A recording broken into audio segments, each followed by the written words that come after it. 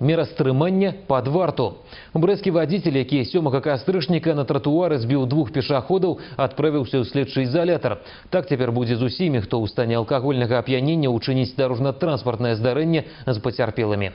7 кастрычніка 2012-го брэсцкая настаўніца Тацяна Чэркас запомніць на ўсё жыццё.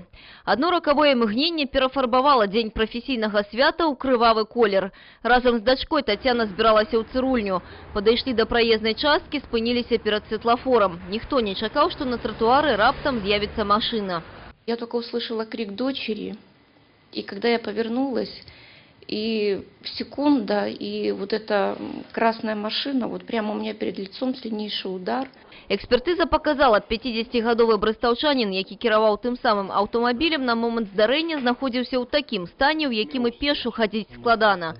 Не тое, што весці аўто. По заключению экспертизы, водитель находился за рулем в состоянии алкогольного опьянения. В его крови было обнаружено более 3 промилле алкоголя. У дачыненні да вадзіцеля ўзбуджана крымінальная справа, ідзе папярэдняе расследаванне. Але ва ўмовах жыцця гора кіроўцы ўжо наступілі малапрыемныя для яго змены. З чарговага допроса ён адправіўся не дамоў, а ў следчы изолятор.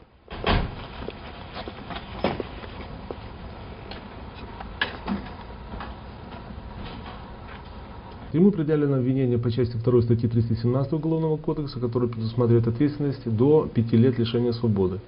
Дарэчы, цяпер такая мера стрымання будзе прымяняцца да кожнага, хто ў п'яным стане учыніць дарожную аварию с пацярпелымі. Водители, которые позволяют себе умышленно употреблять алкоголь и потом умышленно садиться за руль, совершив потом в последующем ДТП, будут также браться под стражу еще на стадии следствия. Никаких подписок о невыезде, там домашних арестов, а только заключение под стражу.